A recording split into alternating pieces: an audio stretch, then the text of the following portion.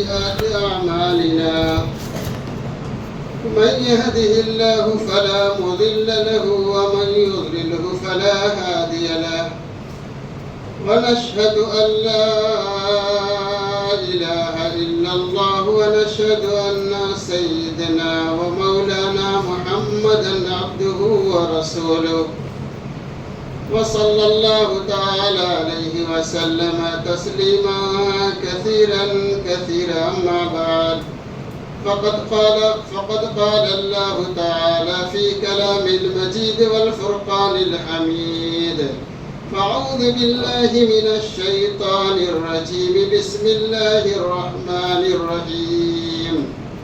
ولا تقولوا لمن يقتل في سبيل الله أموات بل أحياء ولكن لا تشعرون. وقال الله تعالى: وربك يخلق ما يشاء ويختار. وقال الله تعالى: يا أيها الذين آمنوا ادخلوا في السلم كافة ولا تتبعوا خطوات الشيطان إنه لكم عدو مبين.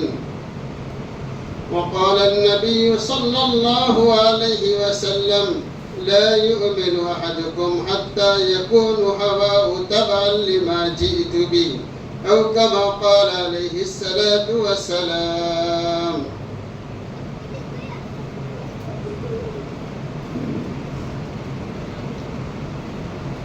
یہ غازی یہ تیرے پراسرار بندے، یہ غازی یہ تیرے پراسرار بندے جنہیں تو نے بخشا ہے ذوق خدائی.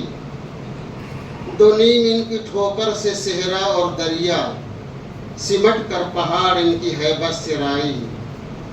دو عالم سے کرتی ہے بیگانہ دل کو، دو عالم سے کرتی ہے بیگانہ دل کو، دو عالم سے کرتی ہے بیگانہ دل کو. عجب چیز ہے لذت آشنائی، شہادت ہے مطلوب و مقصود مومن.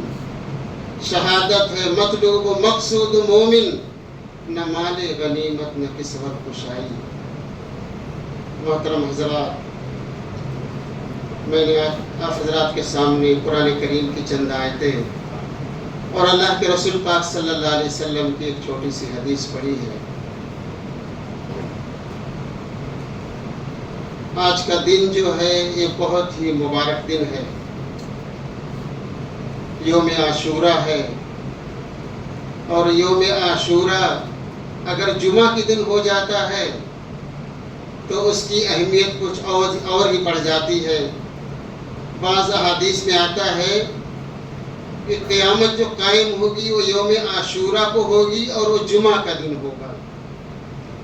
اس وجہ سے بعض لوگ، فرشتے اور اللہ کے نیک بندے یوم عاشورہ جو جمعہ کے دن آتا ہے تو تھوڑا سا گھبرائے بھی رہتے ہیں، پریشان رہتے ہیں کہ ایسا تو نہیں کہ قیامت برپا ہو جائے. یوم عاشورہ بہت ہی فضیلت اور اہمیت کے دن ہے اور آج یوم عاشورہ ہے. الحمدللہ جن کو اللہ تبارک تعالیٰ نے توفیق دی ہے، رمضان المبارک کے مہینے کے بعد سب سے افضل ترین جو روزہ ہے وہ یوم عاشورہ کا روزہ ہے. لیکن چونکہ یوم عاشورہ کا روزہ جو یہ مشروع ہوا تھا، اللہ کے رسول پاک صلی اللہ علیہ وسلم نے جب ہجرت کا سفر کیا اور پہلا سال جب محرم کا مہینہ آیا اور صحابہ کرام جب صبح اٹھے اور جو ہے مدینہ اپنے محلوں میں نکلے تو ہوتا ہے اکثر عام عادتیں ہوتی ہے کہ یہ چائے پی لیجئے، یہ قہوہ پی لیجئے، یہ کھجور کھا لیجئے، ناشتہ کر لیجئے. چونکہ یہودی آبادی تھی اور مسلمانوں کی بھی آبادی تھی تو یہودیوں نے کہا کہ ہم آج کے دن جو ہے کچھ نہیں کھائیں گے اس لیے کہ آج ہم روزہ ہیں. تو صحابہ نے پوچھا روزہ کیسا ہے؟ بولے روزہ اس وجہ سے ہے کہ اللہ تبارک تعالیٰ نے ہمارے نبی حضرت موسیٰ علیہ السلام کو جب نبی بنا کے بھیجا، اس سے پہلے فرعون نے بنی اسرائیل کے اوپر بہت زیادہ ظلم و ستم کیا تھا. اللہ تبارک تعالیٰ نے نبوت سے سرفراز فرمایا، پھر انہوں نے ہمارے درمیان میں محنت کی اور پھر ایک وقت ایسا آیا کہ اللہ تبارک تعالیٰ کے حکم سے حضرت موسیٰ علیہ السلام اور ہم یعنی قوم کو لے کر کے جو ہے مصر سے نکلے، بیچ میں دریا تھا، اللہ تبارک تعالیٰ کے حکم سے دریا پار کیے، اور جو ہے فرعون اپنے لاؤ لشکر کے ساتھ اس دریا میں غرق ہو گیا، ہلاک و برباد ہو گیا۔ اور جو دن تھا وہ یوم عاشورہ تھا، محرم کی 10ویں تاریخ تھی۔ اس وجہ سے ہم اس دن کو جو ہے گویا کہ ایک خوشی کا دن مناتے ہیں، ایک تقریب سمجھتے ہیں۔ ایک ہم جو ہے چونکہ وہ نجات ہوئی تھی بنی اسرائیل کو اس دن، اس وجہ سے اس خوشی میں جو ہے ہم روزہ رکھتے ہیں۔ اللہ کے رسول پاک صلی اللہ علیہ وسلم کی خدمت میں صحابہ کرام حاضر ہوئے اور حاضر ہو کر کے عرض کیا، اے اللہ کے رسول پاک صلی اللہ علیہ وسلم، جو ہے اس طریقے سے جو ہے لوگوں نے، یہودیوں نے ایسا کہا روزہ رکھتے ہیں۔ اللہ کے رسول پاک صلی اللہ علیہ وسلم نے اعلان فرمایا کہ جن لوگوں نے کچھ کھایا پیا نہیں ہے وہ لوگ بھی روزہ کی نیت کر لیں، اور جنہوں نے کچھ کھا پی لیا ہے وہ بھی جو ہے شام تک بھوکے رہیں، اس لیے کہ حضرت موسیٰ علیہ السلام یہ ہمارے بھائی ہیں، ہم حقدار ہیں کہ اگر جو ہے حضرت موسیٰ علیہ السلام کی قوم اس خوشی میں جو ہے روزہ رکھتی ہے تو ہم بھی حقدار ہیں کہ ہم بھی روزہ رکھیں۔ لیکن اللہ کے رسول پاک صلی اللہ علیہ وسلم نے فرمایا کہ اس میں جو ہے تھوڑا سا تبدیلی کر لو، اس میں تھوڑا تبدیلی کر لو۔ تبدیلی یہ کرنا ہے کہ جو ہے یا تو ایک دن پہلے ملا لو، 9-10 کر لو، یا 10-11 کر لو۔ خالف الیہود، یہودیوں کی مخالفت کرو، وہ جو ہے ایک دن پہلے یا ایک دن بعد جو ہے 2 دن کا روزہ رکھو۔ اللہ کے رسول پاک صلی اللہ علیہ وسلم کہا کہ حضرت موسیٰ علیہ السلام ہمارے بھائی ہیں، ہم زیادہ حقدار ہیں۔ اسی وجہ سے ہجرت کے موقع کے اوپر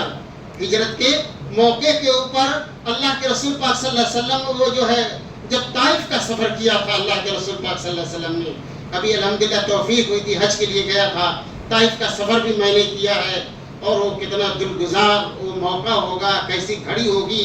وہ سفر اتنا کٹھن ہے کہ ہم نے جو ہے کار سے سفر کیا، وہ پہاڑی کئی ہزار فٹ بلندی کے اوپر اس کو جو ہے پار کر کے طائف آتا ہے۔ اتنا دشوار گزار کس طریقے سے سفر کیا ہوگا، وہ اونٹوں کے اوپر یا پیدل یا وہ جو جانوروں والی سواری کے اوپر۔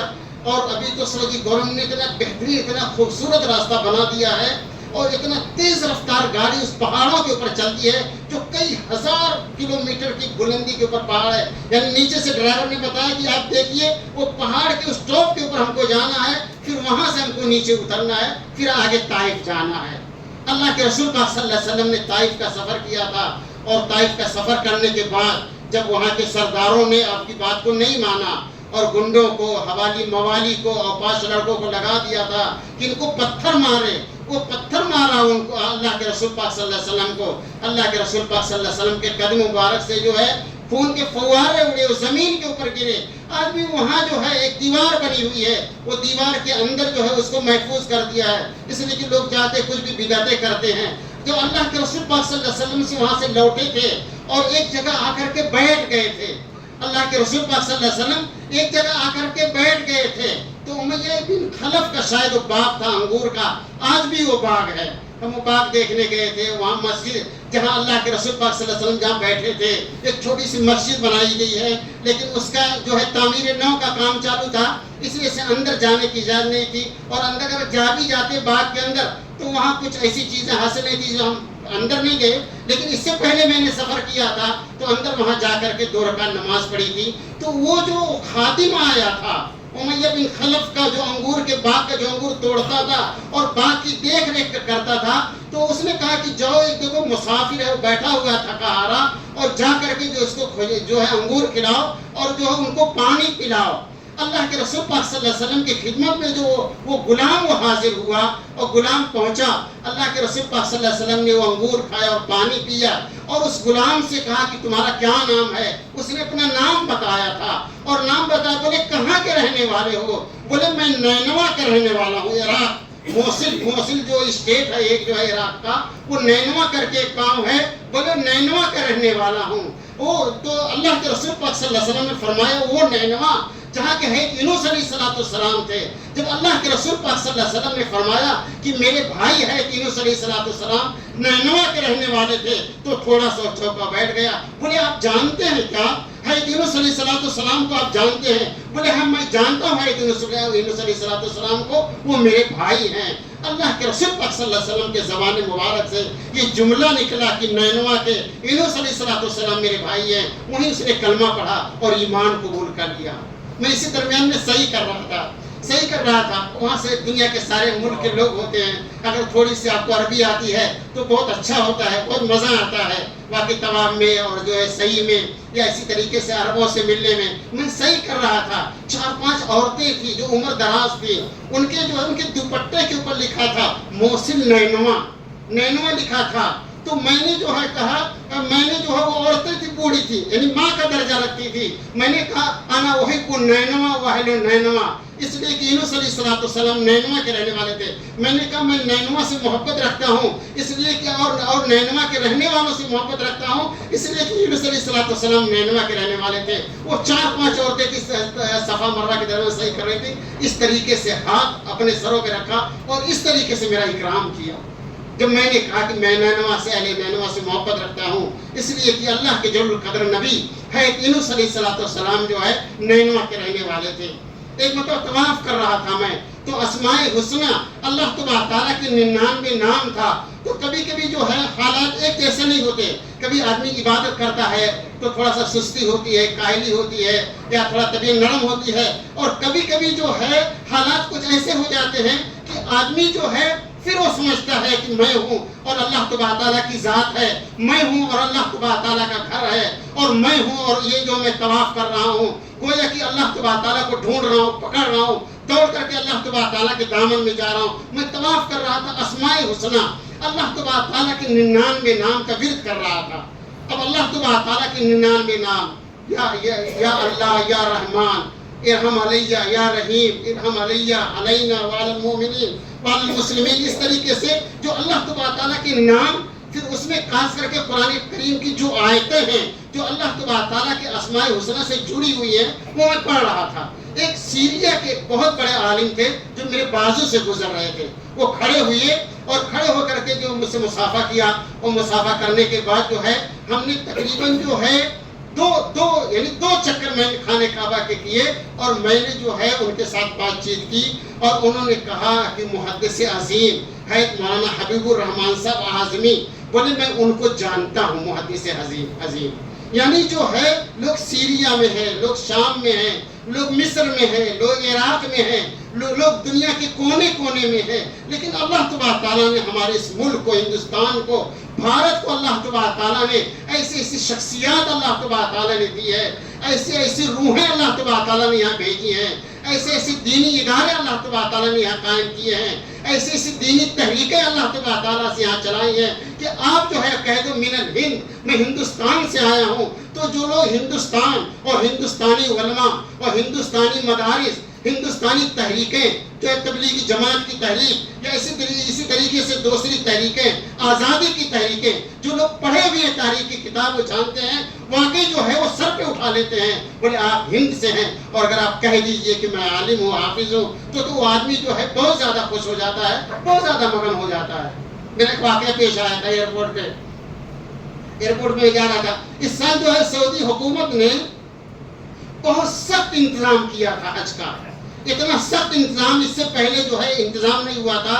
کوئی آدمی بغیر جو ہے اجازت نامے کے ایک نسک کارڈ جاری کیا تھا, بغیر اس نسک کارڈ کے کوئی آدمی حج نہیں کر سکتا تھا.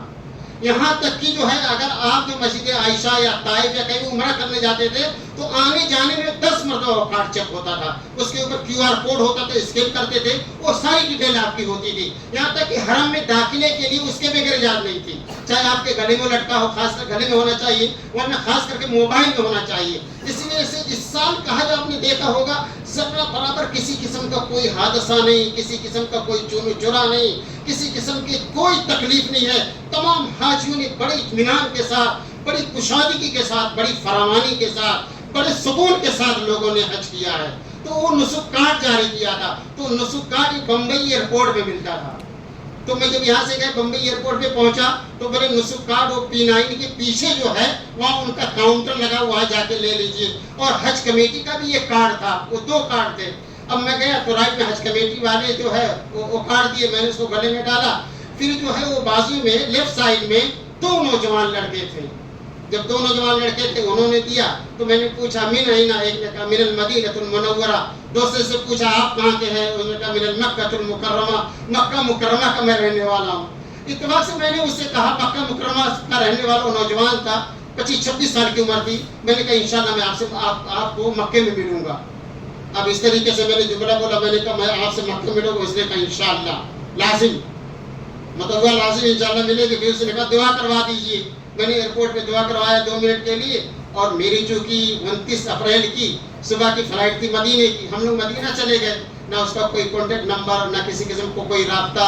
شکل میں نے جو دیکھی تھی وہ 2-3 منٹ کے لیے دیکھی تھی, کوئی اتنا لمبا کوئی تعارف, کوئی اس طریقے سے ملاقات جو ہے اس بندے سے تھی نہیں کہ بھائی ہم ملیں گے اور نمبر دے دو میں کانٹیکٹ کروں گا. میں تو چلا گیا مدینہ گیا. وہ مدینہ 29, 30, 1, 2, 3, 4, 5, 6, 7 تاریخ کو ظہر کی نماز پڑھ کر کے ہمارا جو ہے مدینہ سے وہ بلٹ ٹرین چلتی ہے جو ہندوستانی حاجیوں کے لیے اس سال جو بڑی سہولت تھی. وہ بلٹ ٹرین سے انہوں نے جو ہے مدینے سے مکہ بھیجا.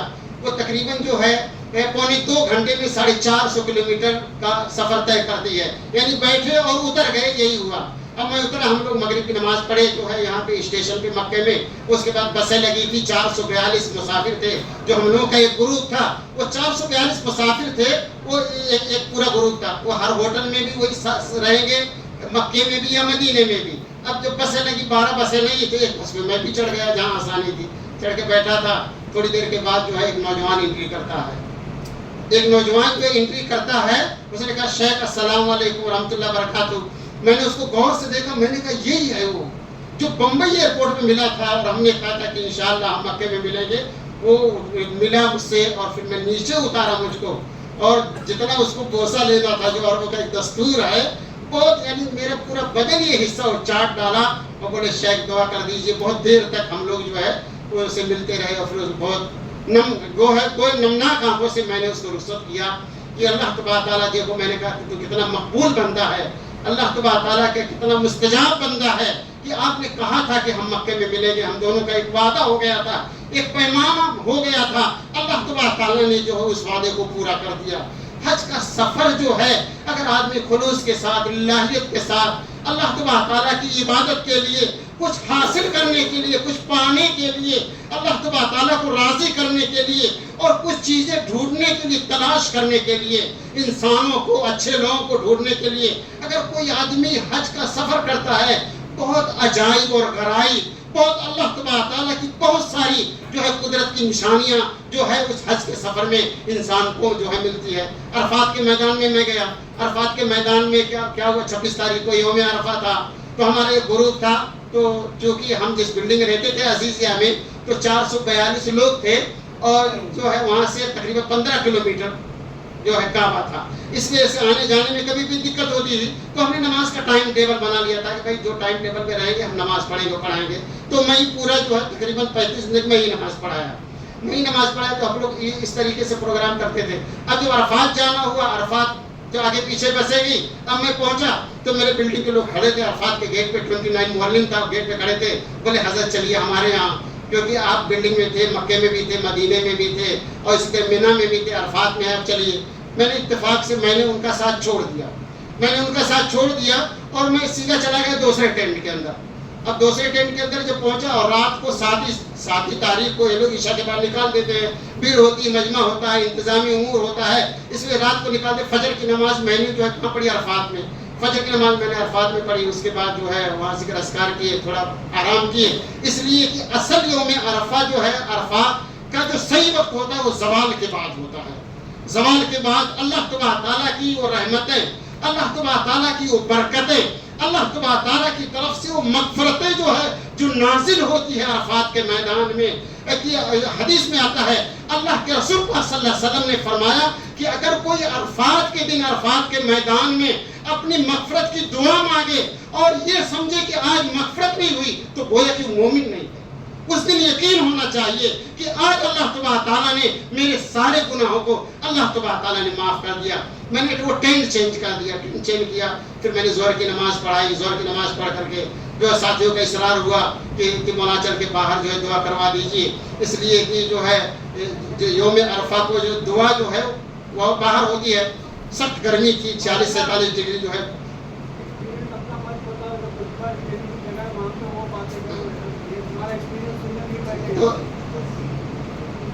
تو وہاں ہم لوگ جو ہے عرفات کے میدان میں تھے. پھر میں نے جو ہے وہاں دیکھا میں نے لوگوں کو کہ لوگ بیچارے حج کے لیے آتے. بتانا یہ کہ لوگ حج کے لیے آتے ہیں، کلمہ نہیں صحیح ہوتا ہے، سورہ فاتحہ نہیں صحیح ہوتا. ایک آدمی نے فجر کی نماز پڑھائی، وہ جو ہے پہلی رکعت میں اذا جاء اور دوسری رکعت میں قل یا ایھا الکافرون پڑھائی. اب بتائیے آدمی جو ہے حج کے لیے جا رہا ہے، اتنے پیسے خرچ کر رہا ہے اور اس کو جو ہے 10 صورتیں یاد نہیں ہیں، کلمے یاد نہیں ہیں، درود شریف یاد نہیں ہے، دعائیں یاد نہیں ہے. آدمی کے پاس مال ہوتا ہے لیکن حج کرنے جاتا ہے. اکثر جو ہے لوگ حج کرنے جاتے ہیں اور ان کا حج ناقص اور ادھورا ہوتا ہے. اللہ تبارک تعالیٰ نے جس کو مال دیا ہے، جس کو دولت دیا ہے، جس کو اللہ تبارک تعالیٰ نے صلاحیت دی ہے، جس کو اللہ تبارک تعالیٰ نے طاقت دی ہے، جہاں حج کے لیے پیسے کی ضرورت ہے، جہاں حج کے لیے صحت و تندرستی کی ضرورت ہے، جہاں حج کے لیے صلاحیت کی ضرورت ہے، وہیں حج کے لیے جو ہے آپ کو جو حج کے مسائل ہیں وہ مسائل آپ کو معلوم ہونا چاہیے. اگر آپ کو حج کے مسائل معلوم نہیں، اگر آپ کو نماز کے مسائل معلوم نہیں ہے، پوری زندگی آدمی نماز پڑھتا ہے اس کی نماز نہیں ہوتی ہے. اگر آپ کو جو روزے کے مسائل معلوم نہیں ہے، آپ کا روزہ ادھورا ہوتا ہے. آپ کو حج کے مسائل معلوم نہیں ہے تو آپ کا حج ادھورا ہوتا ہے. اس لیے جب میں نے 1 مہینہ تک پوری ٹریننگ دی تو جن حاجیوں نے وہاں غلطیاں کی تھی اور ان کے کوئی جرمانہ آیا تھا، دم لازم ہوا تھا، وہ آئے مسئلہ پوچھے اور انہوں نے دم دیا اور اپنے حج کو مکمل کیا. اگر وہی جو ہے کوئی عالم نہ ہو یا اسی طریقے سے حج کے مسائل معلوم نہ ہو اور آپ حج کرنے جائیں اور آپ کے اوپر دم لازم ہو جائے، جنات لازم ہو جائے اور آپ اس جنات کو پورا نہ کریں گے تو آپ کا حج ناقص و ادھورا ہو جائے گا. اسی وجہ سے دوستو اللہ تبارک تعالیٰ نے جس کو طاقت دی ہے، جس کو صلاحیت دی ہے، ابھی فارم بھی شروع ہوگا 22 تاریخ سے 20 اگست تک فارم بٹ رہا ہے. اس وجہ سے جس کو اللہ تبارک نے صلاحیت دی ہے، جہاں پیسہ آپ جمع کریں، جہاں آپ کے پاس جو ہے بدنی صلاحیت اور طاقت استعداد ہے، وہیں پہ حج کے مسائل کو جو ہے بہت ہی محنت کے ساتھ حج کی کتابوں کا مطالعہ کریں اور صحیح حج کرنے کی کوشش کریں. آدمی جب صحیح حج کرتا ہے تو اللہ تبارک تعالیٰ ان کی زندگیوں کو بدل دیتا ہے. میرے کہنے کا مطلب یہ ہے کہ آدمی حج کرے تو حج کے مسائل کے ساتھ حج کرے، نہ کہ جو ہے پیسہ لے کے چلا جائے اور چند کا قیام کر کے آ جائے اور کہہ دے کہ میرا حج ہو گیا. بہت زیادہ غلطیاں ہوتی ہیں، بہت زیادہ بھول چوک ہوتی ہے اور بہت زیادہ سو نسیان ہوتا ہے جس کی وجہ سے حج ادھورا رہ جاتا ہے. اللہ تعالیٰ مجھے بھی اور تمام مسلمانوں کو اللہ تبارک تعالیٰ جن کو طاقت استعداد دی ہے، جب بھی وہ حج کریں حج کے مسائل یاد کر کے حج کریں. اللہ تبارک تعالیٰ جتنے لوگ جب گئے تھے، جتنے لوگ جانے والے ہیں، جو فارم بھرنے والے ہیں، اللہ تبارک تعالیٰ سب کے حج کو قبول فرمائے اور تیاری کریں. اللہ تعالیٰ طاقت دی ہے، جائیں. صحت، جوانی، مال اس کا کوئی بھروسہ نہیں ہوتا. اللہ تعالیٰ ہم سب کو قبول فرمائے. آمین. ہماری